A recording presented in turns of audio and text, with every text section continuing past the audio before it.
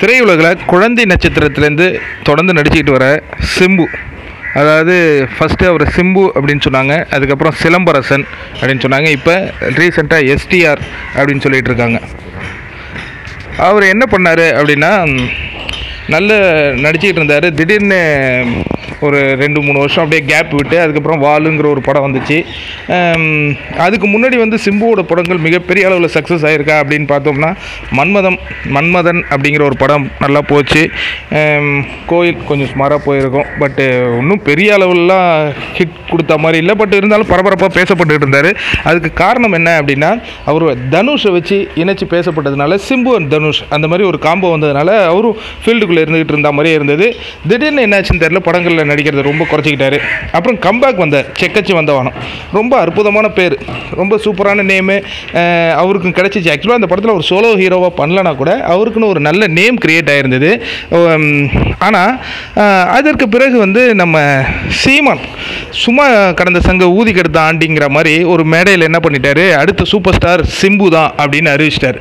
அதற்கு பிறகு இவருடைய அந்த நடவடிக்கைலாம் கொஞ்சம் என்ன ஆகுதுன்னா, சேஞ்ச் ஆகிற மாதிரி தான் நடக்கிற நிகழ்வுகள்லாம் பார்த்தா தெரியுது. ஏன் அப்படின்னா, சீமான் சிம்புவை வச்சு 3 படங்கள் தொடர்ந்து பண்ண போகிறேன் அப்படின்னு ஒரு மேடையில் பேசுகிறாரு. அடுத்த சூப்பர் ஸ்டார் இவர் தான் அப்படிங்கிற மாதிரி பேசுகிறாரு. ஒரு தமிழன் அப்படி இப்படிலாம் ரொம்ப உயர்வாக தான் பேசுகிறாரு.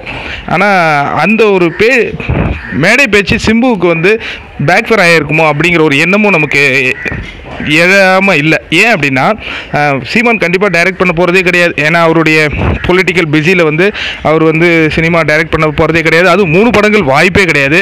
இருந்தாலும் அவர் அறிவிக்கிறாரு. இங்கே பாருங்கள், சிம்பு திடீர்னு என்ன பண்ணார்னா, ஒரு வீடியோ ரிலீஸ் பண்ணார். என்னுடைய ரசிகர்கள் யாரும் அவர் ரொம்ப அற்புதமான ஒரு வீடியோ பதிவு போட்டிருந்தார். என்னென்னா, என்னுடைய ரசிகர்கள் பாலாபிஷேகம் பண்ண வேண்டாம், கட் அவுட் வைக்க வேணாம், அதுமாரி படத்துக்கு அதிகமான காசு கொடுத்து பிளாக்ல டிக்கெட் கொடுத்து பார்க்க வேணாம், அந்தமாரி நிறைய விஷயங்களை பதிவு பண்ணிக்கிட்டு இருந்தார். அது ஆக்சுவலாக நிறைய பேர்கிட்ட வரவேற்பும் பெற்றுச்சு.